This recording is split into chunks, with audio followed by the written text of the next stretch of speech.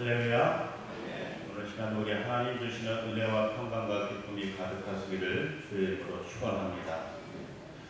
오늘 시간 우리 특별한 목사님을 좀 모시고 말씀을 듣도록 하겠습니다.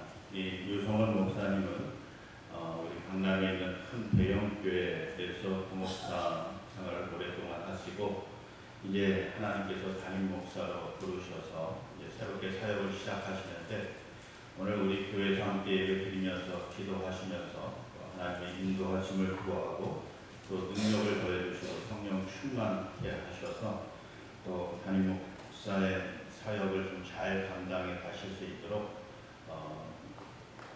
하였으면 좋겠다라는 그런 바람을 가지고 오늘 모시게 되었습니다.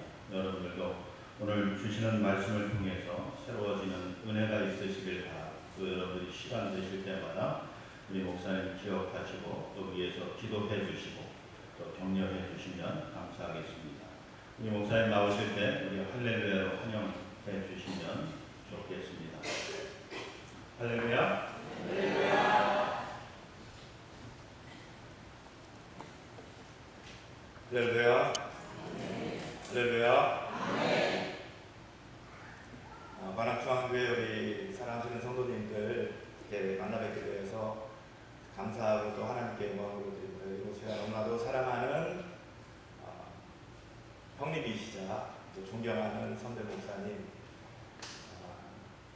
관악중앙교회 거룩한 강단의 자리에 서게 해주신 우리 담임 목사님께 특별히 감사 인사드리도록 하겠습니다. 우리 상호간의 인사 이렇게 나누시면 좋겠는데요. 우리 옆에 분들과 함께 하나님이 당신을 사랑하십니다. 이 인사 먼저 나누도록 하시겠습니다. 인사 함께 나누겠습니다.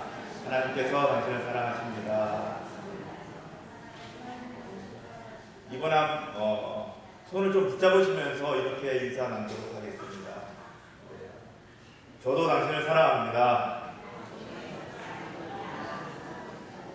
인사 나누실 때 함께 손을 붙잡고 또 어깨도 감싸 안아주시는 것이 참 중요한 까닭이 있는데 그것은 우리 뇌의 조직 성분과 여러분들이 피부의 조직 성분이 똑같다고 이야기를 합니다. 그래서 많이 손을 붙잡아 주시고 또 많이 안아 주실수록 뇌에 산소가 활성화되어져서 또 머리도 좋아지고 그래서 어린아이들 같은 경우에도 많이 안아주시고 많이 쓰다듬어 주시고 칭찬해주고 등을 어루만져 줄수록 정서도 많이 안정되어지고 또 머리도 좋아진다. 우리도 또 그렇기 위해서 다시 한번 손도 붙잡으시고 서로 감싸 안아주시면서 인사 나누도록 하시겠습니다. 하나님께서 당신을 사랑하십니다.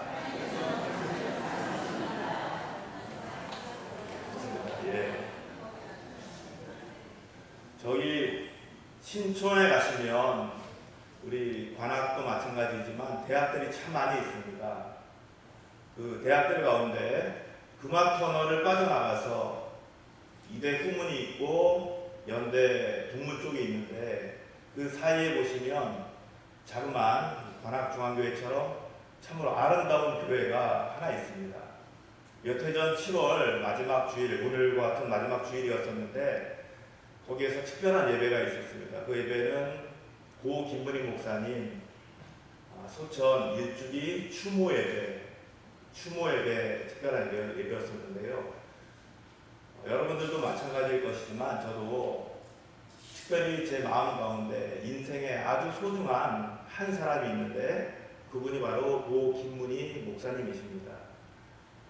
이분 일주기 추모 예배 33년간을 교회를 섬기시면서 헌신하시고 희생해 오시다가 하나님 부름을 받으시고 난 일주기 추모 예배 그 자리에서 아주 마음에 깊이 담겨오는 인사의 말씀이 있었는데 그것은 유족 대표이신 김문희 목사님의 장남이신 김기현 목사님의 인사 말씀이었습니다. 제가 인사 말씀 짤막하게 기억에 담아두었는데 잠깐 이렇게 나누도록 하겠습니다.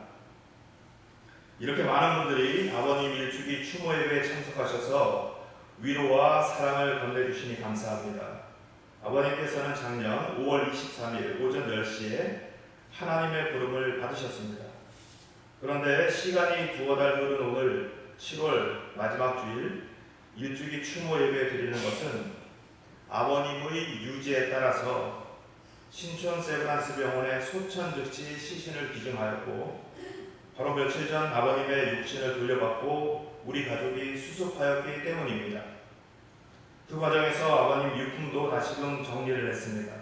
아주 귀중한 자료도 많았지만 읽으시던 성경책의 한 귀퉁이에서 발견된 짤막한 메모가 가슴을 울렸습니다. 작은 메모에는 이렇게 기록이 되어 있었습니다. 이 땅에서 살면서 한 번쯤은 하나님께서 깜짝 놀랄 만한 일을 해야 하지 않겠는가. 물론 이 한 문장은 아버님의 것이 아니라 마틴 루터 킹 주니어의 문장입니다. 그러나 작은 종이에 그 문장을 기록하는 순간 그 문장은 마틴 루터의 것이 아니라 아버님의 것이 되었고, 저는 이 한 문장이 아버님의 삶을 한마디로 요약해 준다고 생각을 하고 있습니다.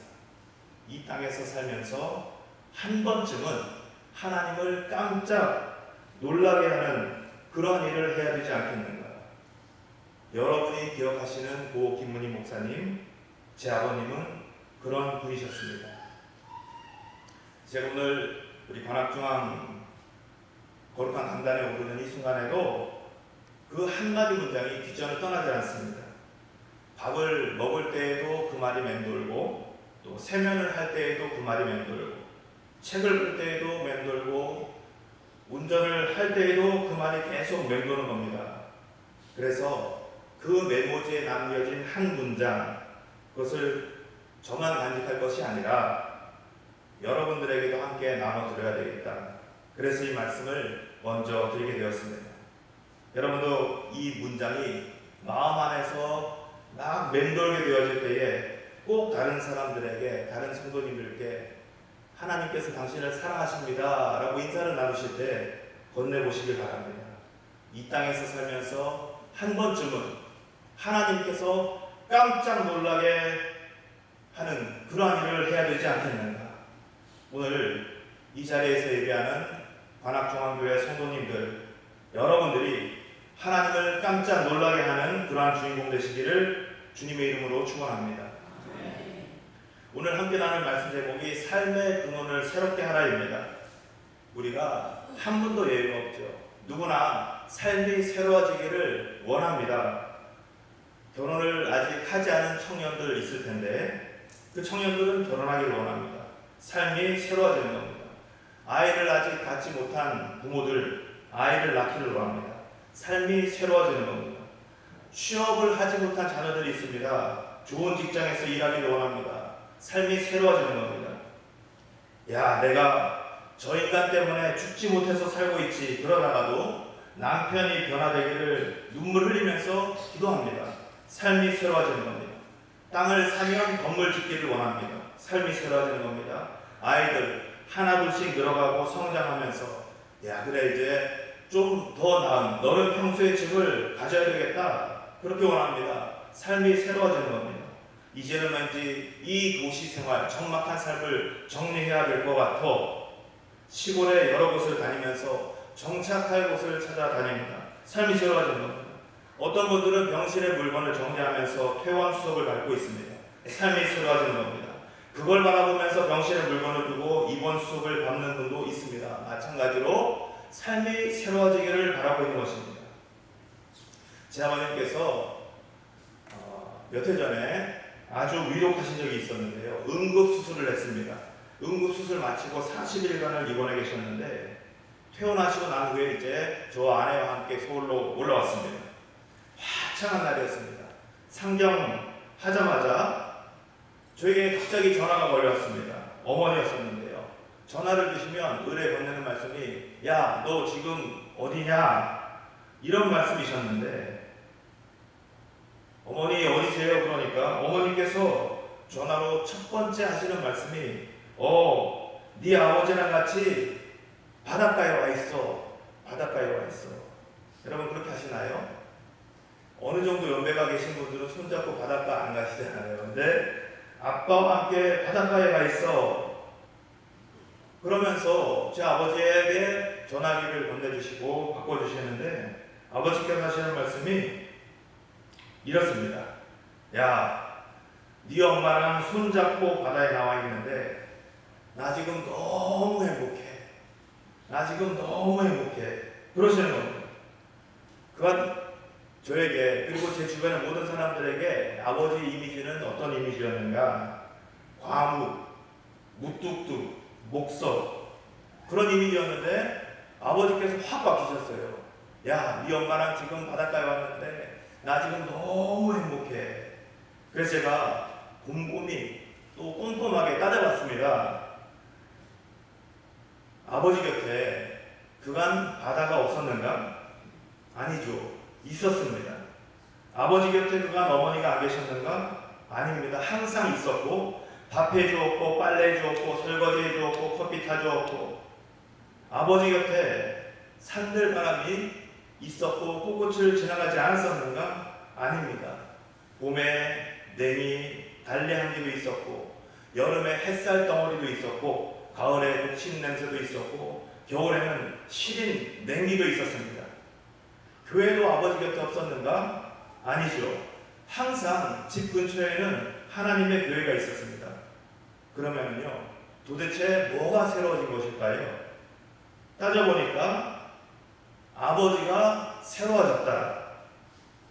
아버지를 둘러싼 주변은 전부가 다 아버지 곁에 있는 행복 덩어리였는데 정작 그 행복의 중심, 행복의 중앙, 한복판에 살고 있었던 아버지께서만 그걸 모른 채 살고 계셨다는 겁니다. 우리가 하나님, 제가 하나님을 믿습니다. 그렇게 이야기를 합니다. 하나님 믿습니다. 기도합니다. 그런데요, 과연 믿음이란 무엇인가요? 믿음은 새로워지기를 바라는 겁니다. 그게 믿음이죠. 그런데 나를 빼고 내 주변, 나를 중심으로 해서 내가 행복해지도록 바뀌고 변화되는 게 믿음이 성취된 것인가? 그게 아니라는 겁니다. 나를 포함해서 내 주변이 이미 행복이라는 사실을 보라는 겁니다. 눈을 뜨라는 겁니다. 과연 믿음이란 무엇인가요? 믿음은요, 눈을 뜨는 겁니다. 삶의 근원부터 새롭게 바라보는 것, 그것이 믿음입니다. 그렇다고 한다면 눈 뜬 다음에 이어지는 것은 무엇일까요? 하나님께서 모든 것을 새롭게 해주시고 새로워진 모든 것을 바라볼 수 있도록 나를 새롭게 해주신다. 그런 하나님께 감동받았으니까 이제는 하나님을 감동시키는 삶으로 이어진다 하는 것입니다. 이 땅에서 살면서 한 번쯤은 하나님께서 깜짝 놀랄 만한 일을 해야 되지 않겠는가. 오늘 말씀 우리가 함께 본 주인공이 엘리사입니다. 엘리사도요, 우리와 성정이 똑같습니다. 삶이 새로워지기를 바랬습니다. 그래서 나도 새로워지기를 바란다, 이 심정으로 가득 찬 엘리사가 아주 독특한 행동을 하게 되어집니다. 이게 뭐냐면, 하나님, 엘리야의 옷을 제게 주세요. 나도 엘리야처럼 되기를 간절히 원합니다. 나도 엘리야처럼 능력 행하기를 원합니다. 왜인가? 엘리야는 하나님을 깜짝 놀라게 했었던 사람이었기 때문입니다. 하나님께서요, 엘리야 때문에 얼마나 깜짝 놀라셨으면 엘리야를 바라보면서 넘치는 감동을 받으셔서 아예, 야 엘리야야, 너 죽기 전에 나에게 와. 죽기 전에 승천을 시켜버립니다. 엘리사가 엘리야를 내내 따라다녔습니다. 하나님을 깜짝 놀라게 하는 엘리야를 그토록 닮고 싶어하면서 따라다녔습니다. 사랑하신 여러분, 오늘 엘리사를 통해서 삶의 근원을 새롭게 하는 그 믿음을 우리가 갖게 되기를 간절히 축원합니다. 그리고 하나님을 깜짝 놀라게 하는 우리의 믿음이 되기를 간절히 원합니다. 오늘 말씀 첫 번째로는요, 있어야 할 자리에 있어라 하는 겁니다. 있어야 할 자리에 있어라. 우리 인생에서 가장 큰 축복은 무엇인가? 저는요, 있어야 할 자리에 있는 것이 가장 큰 축복이라고 생각을 합니다. 사람이 문제가 되는 순간이 있습니다. 문제가 되는 순간은요, 있어야 할 자리가 아니라 자꾸 엉뚱한 자리로 갈 때 발생하게 되어집니다. 여러분, 있어야 할 자리에 서 있는 게 가장 큰 축복. 남편은 남편의 자리에 있어야 합니다. 아내는 아내의 자리에 있어야 합니다. 학생은 학교에 있어야 됩니다. 국회의원은요, 국회에 있어야 국회의원입니다. 의사가 수술실을 떠나면 의사가 아닙니다. 재판은요, 법원에서 열리는 거지 편의점에서 재판을 하질 않습니다. 목사는 설교단상에 서 있어야 목사입니다. 전도사님은요, 가르치고 돌보고 신방을 가야 전도사입니다. 성도는 그러면 무엇인가요? 성도는 예배하는 자리에 있어야 할 때, 있을 때, 그때 성도라고 하는 것입니다. 우리가 각자마다 삶의 자리가 있습니다. 신앙의 자리가 있어야 합니다. 있어야 할 자리가 있습니다. 이것을 벗어나게 되어질 때 문제가 발생한다 하는 겁니다. 우리에게서 에덴 동산이 사라지게 되어진 것은요, 아담과 하와가 있어야 할 자리에 있지 않았기 때문입니다. 제가 수년 전에 이제 학창 시절에 후배와 함께 영화를 보러 가기로 약속을 했습니다. 그 후배는 정동제일교회 당시에 이제 영어 예배를 섬기고 있었는데 그 교회 앞쪽에 커피를 마시면서 기다리고 있었습니다. 한참 기다리는데 영화 시간이 촉박해 오는데 후배가 카페로 나타나지 않는 겁니다. 그래서 무슨 일인가 하고 찾아가 봤더니 이런 사연이 있었습니다. 예배는 끝났고 부목사님이 예배 마친 후 떠나시면서 제 후배에게, 야 연보가 이제 예배 마쳤으니까 집으로 가야지, 이렇게 이야기를 하지 않고, 야 연보가 이제 예배 마쳤으니까 너 내일 주일 예배 준비하기 위해서 의자 좀 걸레질 좀 하고 가라, 그렇게 이야기를 했습니다. 그러니까 지금 저를 만나야 되겠고 영화는 봐야 되겠고 시간은 촉박해 오고, 그런데 걸레질은 또 해야 되겠고 마음이 안달이 났습니다. 걸레질 안 하시면 불평으로 가득 찼습니다. 걸레질을 한참 하고 있는 그 모습을 제가 예배실 문을 빼꼼히 열고 찾아가서 보게 되었는데, 이 친구가 한참을 걸레질하고 있다가 갑자기 어깨를 들썩이면서 눈물을 흘리는 거예요. 눈물을. 그래서 한 사내 녀석이 왜 눈물인가 가서, 야 영보가 너 지금 왜 울고 있어? 울지 마. 목사님이 걸레질 시켜가지고 너 화났지? 울지 마. 네. 그 친구가 이야기하는 것이, 그게 아니고요, 걸레질 하다 보니까 내일 이 자리에 와서 예배 드릴 우리 김 집사님이 생각이 나서 그래요. 걸레질을 하다 보니까 처음에는 안 좋은 마음이었었는데 주일날에 예배 드리는 한 분 한 분이 떠오르게 된 겁니다. 그분이 와서 예배 드리는 그 풍경이 마음에 떠올라서 울컥이면서 울게 되어졌다. 최희동 목사님이란 작고하신 우리 선배 목사님 계시는데, 이분이 걸레질 하시는 하나님이라고 하는 책을 낸 적이 있습니다. 그 핵심이 뭐냐면, 하나님께서는 걸레질 하시는 분이시다. 왜? 당신이 있어야 할 자리를 미리 구별하시고 닦아두시는 분이기 때문이다, 이겁니다. 지금 우리가 그냥 시간이 되어서 와 앉아 있는 것 같지만 사실은 그렇지 않다. 누군가 나를 위해서 먹을 양식을 준비하고 있는 것처럼, 누군가 나를 위해서 집의 처소를 깨끗하게 정리하고 기다리고 있는 것처럼, 고향집에서 나를 위해서 끊임없이 눈물을 흘리고 기도하시는 부모님께서 계시는 것처럼, 우리가 와 앉아 예배하고 있는 이 자리는 그저 정해진 시간, 정해진 공간에 와 앉아 있는 것이 아니라 하나님께서 여러분 한 분 한 분이 와서 앉을, 그리고 그렇게 예배하고 있을 모습을 기억하시고 기대하시면서 눈물 흘리면서 닦아내신, 걸레질 하신 장소가 여러분들이 와 계신 예배의 자리인 줄로 믿습니다. 있어야 할 자리에 앉고 있어야 할 자리에 있는 것, 그 자리에서부터 하나님께서는 우리 축복의 지평을 넓혀주시는 줄로 믿습니다. 엘리사가 그런 사람이었습니다. 하루는요, 엘리사가 엘리야와 함께 길갈이라고 하는 곳을 걸어가고 있습니다. 길갈의 길을 걸어가고 있는데 갑자기 회오리 바람이 휙 하고 들어옵니다. 하나님께서 엘리야를 하늘에 승천시키고자 불게 하신 바람, 회오리 바람이 휙 하고 불었습니다. 그러자 엘리야를 따라다니던 엘리사가 회오리 바람을 막아섭니다. 왜 회오리 바람을 막아서는가? 아직 엘리야의 능력을 엘리사가 받지 못했기 때문에 엘리야가 막 떠나고자 하니까 엘리사가 옆에서 회오리 바람을 막아서고 엘리야의 옷자락을 붙잡습니다. 그리고서 하는 이야기가 여호와께서 살아계심과 당신의 영혼이 살아있음을 두고 맹세하노니 내가 당신을 옷자락을 꽉 붙잡아는 이야기가 내가 당신을 떠나지 아니하겠나이다.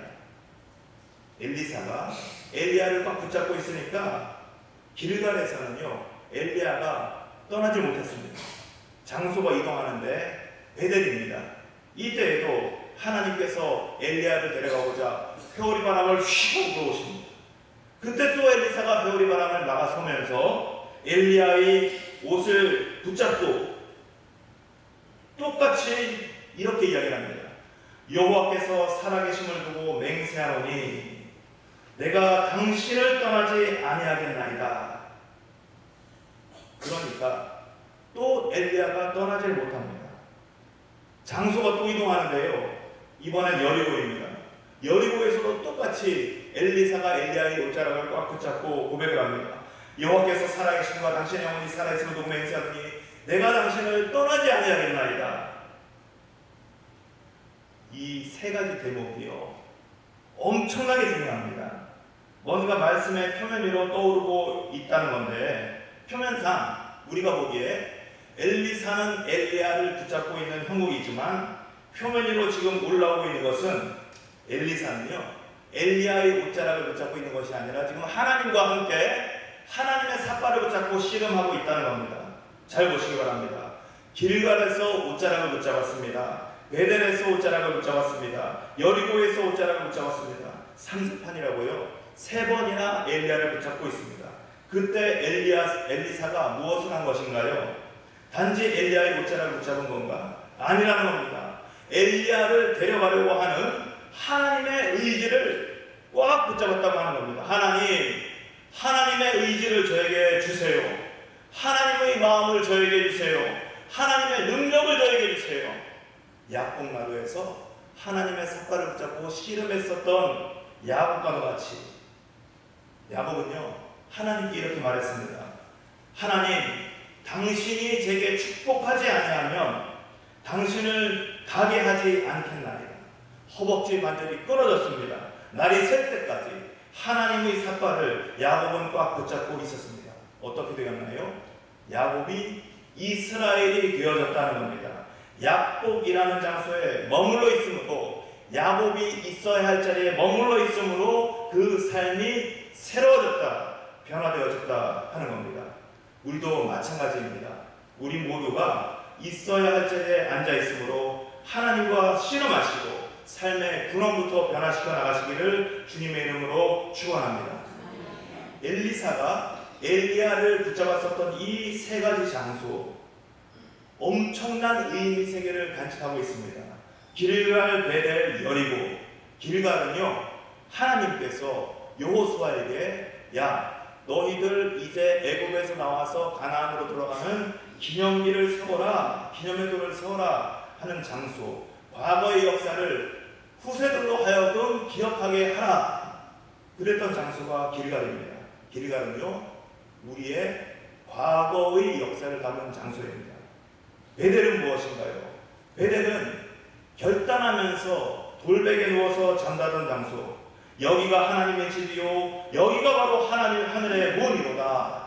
베델, 다른 장소가 아니라 바로 지금 여기에서 하나님을 만난 인간의 자기 현존의 고백이 있는 장소라는 겁니다. 베델은요 삶의 현재의 역사를 담고 있습니다.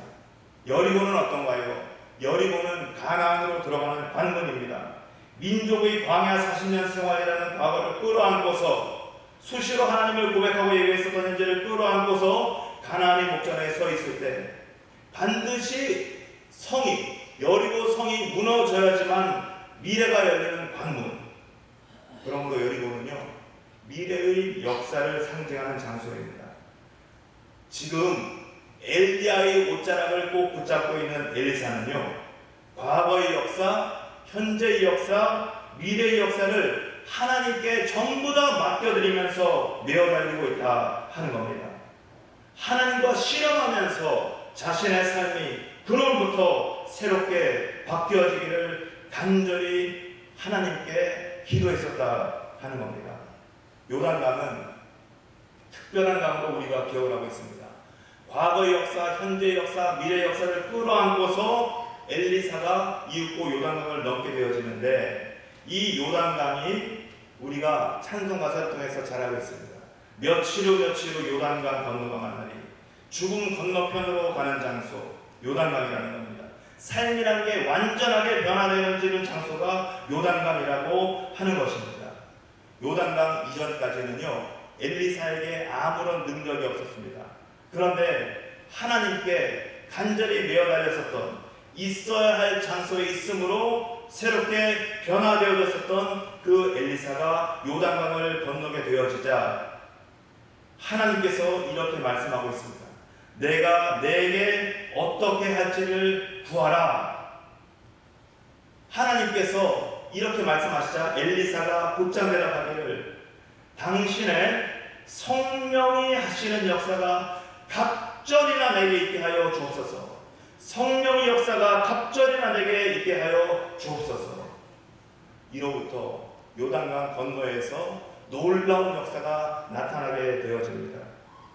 여러분, 있어야 할 자리에 있으므로 갑절의 능력을 받고 삶이 근원에서부터 새로워졌었던 이 엘리사의 축복이 여러분들의 축복이 되시기를 주님의 이름으로 축원합니다. 두 번째로는 붙잡아야 할 것을 붙잡으라. 우리가 지금 붙잡고 있는 것이 무엇인가 돌아보면서 붙잡아야 될 것을 붙잡아야 한다. 우스갯소리가 있는데요, 이 얘기를 들으시면서 웃으시면 전 근대적인 분들이시고 썰렁해 하시는 현대적인 분들이시고, 그런 우스갯소리인데 한번 맞춰보시기 바랍니다. 여러분, 세상에서 가장 소중하고 중요한 금이 있다고 합니다. 어떤 금이죠? 세 가지.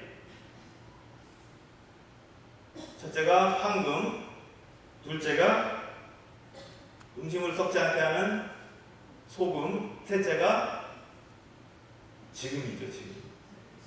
황금과 소금과 지금. 황금을 돌처럼 여기고 소금 같은 맛을 내는 사람, 시간을 가장 가치 있게 여겨라, 이런 얘기가 되겠는데, 이 얘기를 전해 들었던 남편이 감동을 받고서 곧장 아내에게 문자를 보냅니다. 여보, 세상에서 가장 소중한 금은 황금, 소금, 지금이래. 이 문자를 본 아내가 단문을 남편에게 보냈습니다. 남편이 꺼내보자마자 이렇게 써 있었는데, 월급 탄 거 다 어디 갔어? 지금, 현금, 입금. 남편이 아내에게 바로 문자를 보냅니다. 방금, 쬐금, 입금. 제가 며칠 전에 가장 짧은 시를 본 적이 있는데 제목이 월급입니다. 월급. 세상에서 가장 짧은 시니까 저를 따라서 한번 암송해 보도록 하겠습니다. 따라서 하세요. 월급. 어디 갔어? 끝이에요. 제목이 월급, 내용은 어디 갔어? 많은 분들이요, 많이 말하고 또 설교하는 내용이 있습니다. 사람들은 근본 욕망이 있다, 돈을 쫓아간다, 유혹을 따라간다, 명예를 잡으려고 한다, 그러면 안 된다, 말씀을 붙잡아야 된다, 정말 많이 이야기를 합니다. 그런데 현실은 어떤가요? 한 달을 우리가 죽어라 살고 나면 그 결과는요, 쥐꼬리 봉급입니다.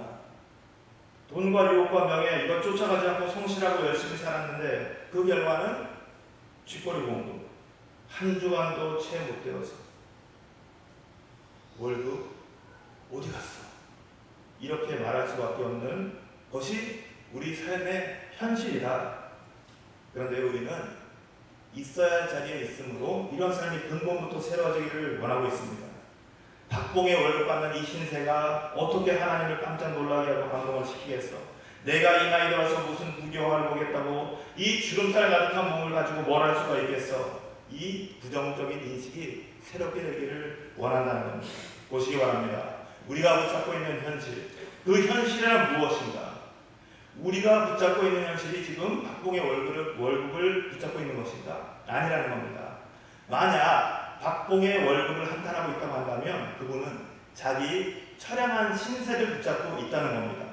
아침부터 세면대거울 앞에서 야 이거 왜 이렇게 흰머리가 또 늘었어? 왜 이렇게 주름살이 많아졌어? 한숨 짓고 있다고 한다면 그런 사람들은 주름져버린 지난 세월을 붙잡고 있는 것이다. 무엇을 먹느냐고요? 한 사람의 건강을 규정합니다. 누굴 만나느냐가 한 사람의 인생을 규정합니다. 무엇을 나는 지금 붙잡고 살고 있는가? 이것이 그 사람의 미래를, 평생을 규정하는 겁니다. 나이 40에 등단해서 한국 최고의 여성 작가 반열에 오른 박완서 작가라고 있는데요. 이분이 기독교인이죠. 2011년도 1월달에 하나님 부르심을 받았는데 마지막으로 펴낸 책 제목이 잃어버린 여행 가방입니다. 잃어버린 여행 가방. 이 잃어버린 여행 가방에서 도대체 사람이라고 하는 것은 무엇을 붙잡고 살아야 하는 것인가 가치를 일깨우는 대목이 있습니다.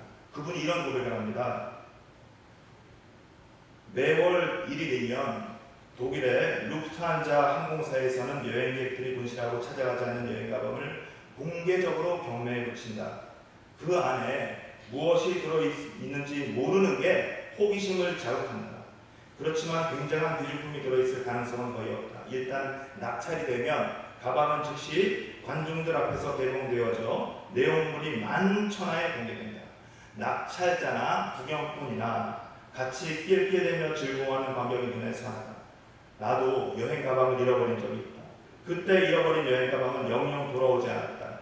만일 누가 그 가방을 연다면 더러운 속옷, 양말이 꾸역꾸역 마치 죽은 짐승 내장처럼 냄새를 풍기며 쏟아져 나올 것이다. 루프트한자 항공이 아니었으니 경매에 붙여 개봉하지는 않았지만 만일 겉모양만 보고 괜찮은 게 들을 줄 알고 슬쩍 빼돌린 속 검은 사람이 개봉을 했다고 해도 창피하긴 마찬가지다. 속 검은 사람 앞에서 일수록 반듯한 내용물을 보고 싶은 게 인지상정이다. 그러나 내가 정말로 두려워해야 할 것은 이 육신, 여러분들의 그 육신이라고 하는 여행 가방 안에 숨어 있었던 내용을 절대로 기만할 수 없는 엄정한 시선, 숨을 곳 없는 하나님 앞에 드러나는 그 순간이 아닐까.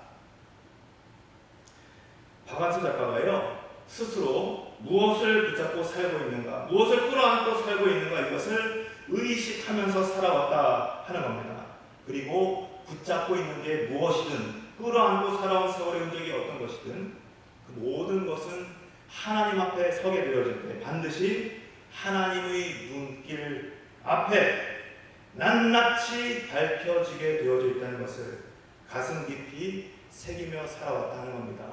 여러분들도 오늘 예배 자리에 나오면서 여러분들 육신 안에, 여러분들 마음의 가방 안에, 여러분들 인생의 여행 가방 안에 뭔가를 집어넣고 오셨을 텐데 여러분들이 지금 붙잡고 있는 것은 무엇인가요? 엘리사는요, 무엇을 붙잡았는가? 엘리사는 승천하면서 요단강 그 땅자락 아래로 떨군 엘리야의 옷을 붙잡았다고 하는 겁니다. 자신의 단순한 미래의 축복을 위해서 자신의 마음과 자신의 의지 욕망을 붙잡은 것이 아니라 엘리야의 옷을 붙잡았다는 겁니다. 단지 옷을 붙잡은 것인가요? 아니라는 거죠. 엘리사는 하나님을 쫓아가다가 결국은 하나님의 의지, 하나님의 마음, 하나님의 역사를 붙잡았다 하는 것입니다.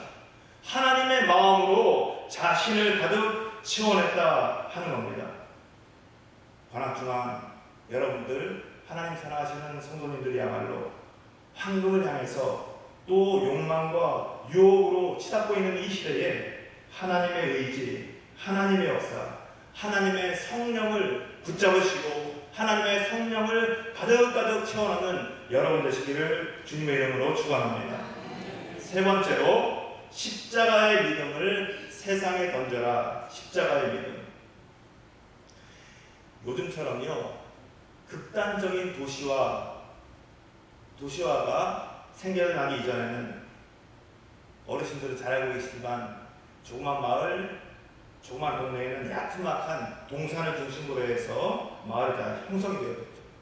서울도 이제 남산자락을 기점으로 도시가 퍼지게 되어진 거고, 우리 관악중앙교회 자리하고 있는 이 터전도 뭐 관악산, 삼성산 이런 주변으로 삶의 터전이 자리를 잡았습니다. 왜 그럴까요? 그런 야트막한 산, 큰 산으로부터 물줄기의 근원이 시작하기 때문이죠. 제 고향집에도 그런 산이 있었는데요. 가족들과 함께 그 산에 오르면 옹달샘이 있습니다. 약수터에 있는 물을 한 모금 이렇게 떠서 마시면 얼마나 시원한지 참. 산에 오르면서 흘린 땀의 가치가 완벽하게 보상을 받는 그런 순간인 것 같습니다. 근데 산자락을 이제 오르다 보면 그 정상에서 마주하게 되는 벽다방도 있죠. 벽다방, 커피 자판기. 이 종이컵에다가 커피 자판기 커피 한 잔 뽑아서 마시면서 두런두런 앉아 얘기 나누면 여느 호텔 수만 원짜리 그런 커피와는 비교할 수 없는 그런 행복감을 우리가 느낄 수 있습니다.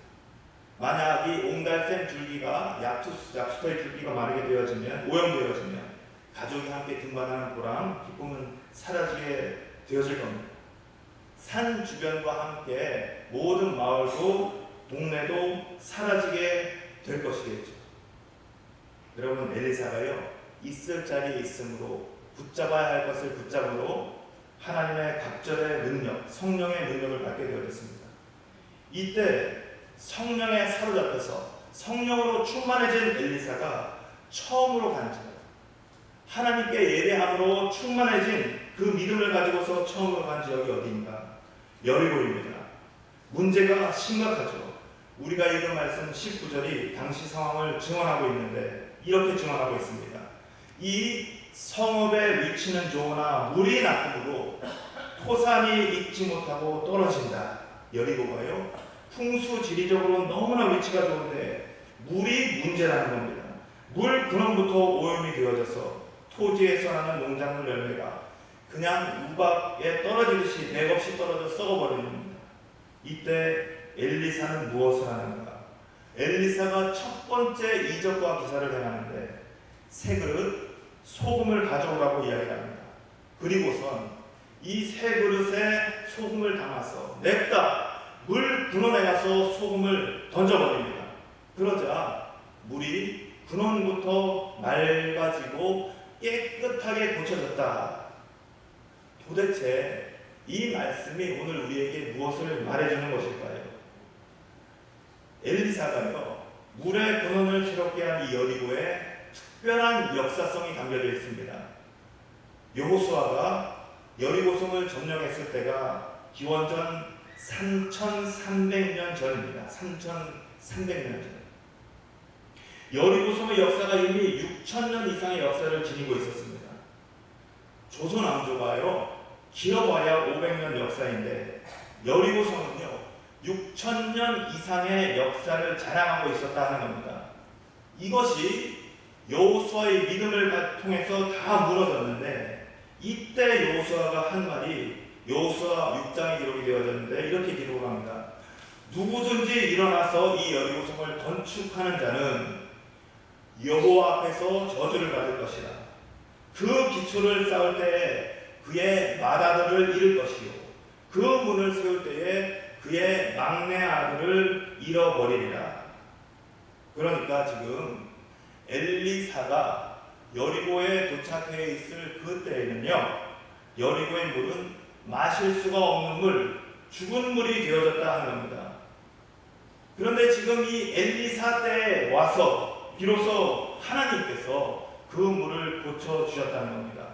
21절 말씀에 엘리사가 소금을 물 근원에 던진 후에 선포되어진 말씀, 여호와의 말씀이 내가 이 물을 고쳤으니 이로부터 다시는 죽음이나 열매 맺지 못함이 없을지니라. 할렐루야. 이 지점이 너무나도 중요합니다. 하나님께서 고치신 여리고 물의 근원은요, 그냥 물줄기의 근원지를 말씀하는 것이 아니라 이스라엘 민족을 상징하고 있습니다. 민족이 새로워지기 위해서, 근원부터 새로워지기 위해서 믿음을 갱신시키고 있는 하나님, 새 그릇과 소금을 가져오라 하는 것입니다. 새로운 믿음에 새로운 은혜를 도하라 하는 것입니다.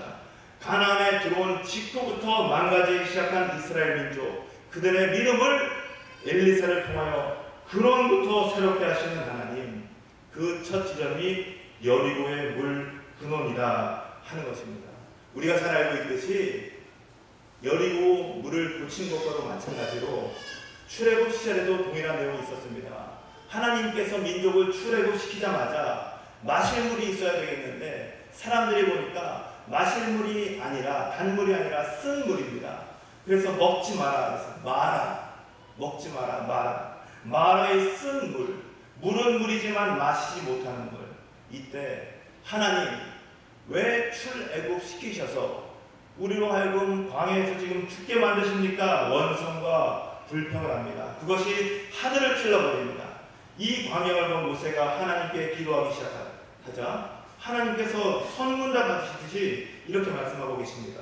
출애굽기 말씀에 모세가 여호와께 부르짖었더니 여호와께서 그에게 한 나무를 가르치시니, 하나님께서요 마라의 물을 고치시기 위해서 모세도 한 나무를 바라보라 말씀하셨습니다. 그리고 그걸 마라에 던지라 하셨습니다. 모세가 순종합니다. 나무를 바라봅니다. 마라에 나무를 던져버립니다. 그러자 말씀이 이렇게 증언하고 있습니다. 모세가 물에 나무를 던지니 물이 달게 되어졌더라. 많은 분들이요, 도대체 그 나무가 무엇이길래 연구를 했습니다. 얼마나 신통방통한가요? 그런 나무가 있다면, 실제로 있다면 우리 몸을 구성하고 있는 물이 75%나 되니까 이 나무를 싹싹 긁어서 나무가루를 마시게 되어지면 우리도 나무를 얻을 수가 있겠죠. 그런데 이 나무가 어떤 나무인지 누구도 밝히지 못합니다. 그런데요, 관악중앙 여러분들, 믿음의 사람들에게는 이 나무가 이미 있다 하는 겁니다. 어떤 나무인가요? 오늘 이 자리에서 분명하게 우리가 다시 한번 가슴에 새길 수 있기를 원합니다. 모세가 마라에 던진 나무는 주님의 십자가, 우리 주님의 십자가라는 것입니다. 우리 삶에도요, 마라처럼 쓰디쓴 고인물들이 있습니다. 쓰디쓴 고인물들, 불신앙도 있고 아픔도 있고 부정적 인식도 있고, 그 모든 것을 하나님께서는 지금 마라에 쏟아넣으라 말씀하고 있습니다. 우리 인생의 마라, 우리 여리고 성읍 물 근원은 무엇인가? 부정적 인식, 가정이 겪고 있는 경제적인 시련, 너와 나의 시기 질투 다툼, 기업의 힘겨운 생존 투쟁, 남북이 대립하고 있는 분단 상황, 일본과 북한이 대립을 벌이고 있는 형편 일수도 있습니다. 누구나 저마다 쓰디쓴 인생의 마라, 여리고의 쓴 물을 간직하고 있다는 겁니다. 이 상황에서 우리는 어떻게 할 것인가? 엘리사를 보라는 겁니다. 모세를 보라는 겁니다. 그들이 행한 믿음대로 행하라 하는 겁니다. 엘리사는요, 소금을 물 근원에 던져 넣었습니다. 모세는 나무를 근 물 근원에 던져 넣었습니다. 하나님께서는 오늘 우리에게도 동일하게 요청하고 계십니다. 우리 또한 삶의 근원이 새롭게 되기를 간절히 원하고 있을 때에 생의 근원부터 새롭게 하는 그 한 가지, 하나님께서 우리에게 요청하시는 그 한 가지, 그 한 가지는 무엇인가? 십자가를 바라보라, 십자가를 붙잡아라, 십자가를 너희 인생의 쓰디쓴 마라의 물에 던져 넣어라. 십자가를 우리 삶의 근원에 던져 넣으라 하는 겁니다. 이 십자가를 여러분들 생각과 삶의 표정과 모든 인생의 근원에 던져 넣으시기를 주님의 이름으로 축원합니다. 하루는 성 프란치스코가 목이 말라서 우물로 다가갔습니다. 우물물을 지금 막 떠마시려고 하고 있는데 그 건너편에서 양동이를 가져와서 우물물을 넣고 있는 여인의 모습이 한눈에 들어옵니다. 여인이 물을 다 깃고 나서 큰 나뭇가지를 꺾더니만 그 양동이 위에다가 올려놨습니다. 아니 지금 양동이 저 물에다가 왜 나뭇가지를 넣는 것일까 의아해했습니다. 궁금해하던 차에 프란체스코가 여인에게 다가가서 묻습니다. 여보세요, 왜 양동이 물을 다 받아놓고서는 거기에다가 나뭇가지를 올려놨습니까? 그러자 여인이 하는 말이 그것은 양동이에 물이 출렁거리는 것을 이 나뭇가지가 막아주거든요. 물이 넘치지 않도록 하기 위해서 나뭇가지를 넣었습니다. 이 대답에 프란체스코가 큰 깨달음을 얻게 되었습니다. 그래서 이분이 이후부터 만나는 사람들마다 이렇게 이야기를 건넸다고 합니다. 여러분, 불신앙이 있습니다. 부정적인 생각이 있습니다. 분노, 힘들고 아프고 어려운 상황이 우리 안에서 넘쳐나는 그러한 순간이 있습니다. 그런 생각들이 여러분 영혼의 그릇 안에서 넘치려고 할 때마다 예수님의 십자가를 거기에 띄워 놓으세요. 예수님의 십자가를 영혼의 그릇 안에 집어넣으세요. 엘리사가 있어야 할 곳에 있음으로써 성령의 각절의 능력을 받게 되어졌습니다. 붙잡아야 할 것을 붙잡음으로써 요단강을 가르는 기적을 행했습니다. 새 그릇을 준비하고 소금을 던져 넣음으로써 민족의 삶을 근원부터 새롭게 했습니다. 과연 오늘 우리 삶의 근원은 누가 새롭게 할 것인가? 과연 오늘 한국 교회의 근원은 누가 새롭게 할 것인가? 그것은 예배 자리에 와 있는 관악중앙교회 성도님들, 여러분들이 있어야 할 자리에 있음으로, 붙잡아야 할 것을 확신 있게 붙잡음으로, 주님의 십자가를 던져 넣음으로 그러한 놀라운 역사를 하나님께서 이루어 주실 줄로 믿습니다. 그렇게 여러분들이 하나님을 깜짝 놀라게 해드릴 믿음의 사람들로 부르심을 받게 되어진 줄로 믿습니다. 기도하시겠습니다. 존귀하시고 거룩하신 아버지 하나님, 감사를 드립니다. 엘리야를 평생 따라다녔던 엘리사와도 같이 끊임없이 십자가를 바라보는 거락중앙교회 모든 하나님의 딸들과 아들을 축복하여 주시옵소서. 우리도 누구나 저마다 삶이 새로워지기를 간절히 원합니다. 무릎 꿇고 간구하면서 기도하는 자리에 있는 신실한 하나님의 종들을 통하여서 모든 것이 새로워지는 신령한 은혜의 역사를 체험할 수 있도록 인도하여 주시옵소서. 예수 그리스도 이름으로 기도드리옵나이다.